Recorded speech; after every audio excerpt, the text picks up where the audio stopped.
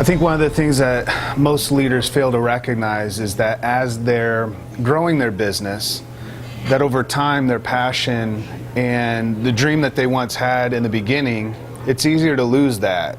Because really, if you think about it, all businesses start with some type of dream, some type of passion to meet a need or provide a solution or answer a question.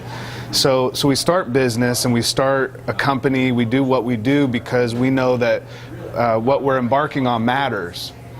But what happens over time in the terms of growth is we lose that. We lose our passion, we lose our ability to dream. And we get lost in our leadership, is what I call it, being lost in your leadership. And the way that you gain your leadership back and the way that you gain your passion back and the way that you put your soul back into your business is by dreaming again.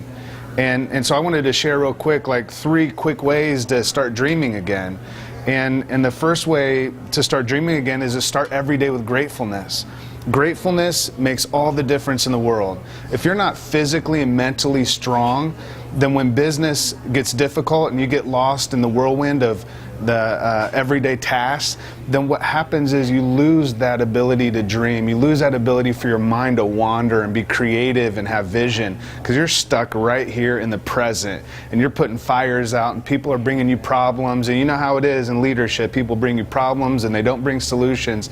And so to start every day with gratefulness, and this takes time. It's not a quick, like, if I wake up happy and grateful, then all of a sudden I'll start being able to dream. It takes some time, but when you start every single day with gratefulness over a period of days and weeks, what you'll start to see is that gratefulness will impact your mind, it'll impact your emotions, it'll impact your stress level, it'll impact every aspect of your life, and that gratefulness will get you to a place where you can have vision and passion and get excited and be able to dream again. You can't stop dreaming. When business starts with a dream, it has to end with a dream. You have to continue through the process of building your company and building your business with the ability to dream and continue to dream.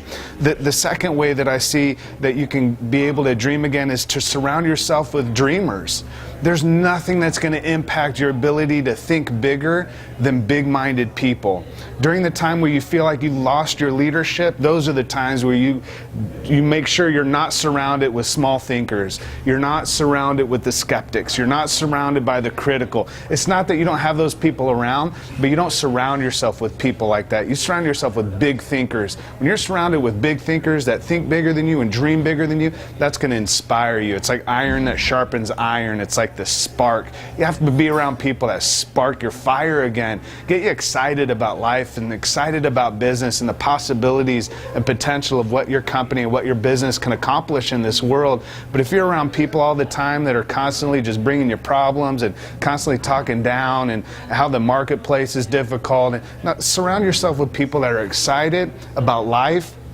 They're grateful. They practice gratefulness every morning, and they're big dreamers. Get around some big-minded people. The last thing is find a book that inspires you. I like The Alchemist is a good book. Hey, Build a Culture of Good, written by yours truly and Scott Moorhead. That's a good book because it ends every chapter with questions that are meant to inspire you. Get a good book that inspires you. Sit down with it. Let your mind wander. Get out of the problems of your everyday minutia of business and work and sit down with a good book. Don't just read it on a Kindle. Get a book that you can smell the papers and sit down with it and just have a time where your mind goes on an adventure. Read an autobiography. Read something that lets your mind wander and gets excited about the possibilities and the potential of what life is able to bring you. If you're not inspired, you're not going to be able to inspire. So find a place where you can be inspired. Sometimes it's a movie, it's a book, it's a person. Sometimes it's waking up every morning in gratefulness. Whatever it is, make sure you're getting inspired every single day. If you're not inspired every day, you'll never be able to inspire those around you. And really, as a leader, that's what you do. Your influence is all about inspiration. It's telling people that you have the insight and the vision to be able to take all of us together collectively when we work together from point A to point B, and point B is always a better place.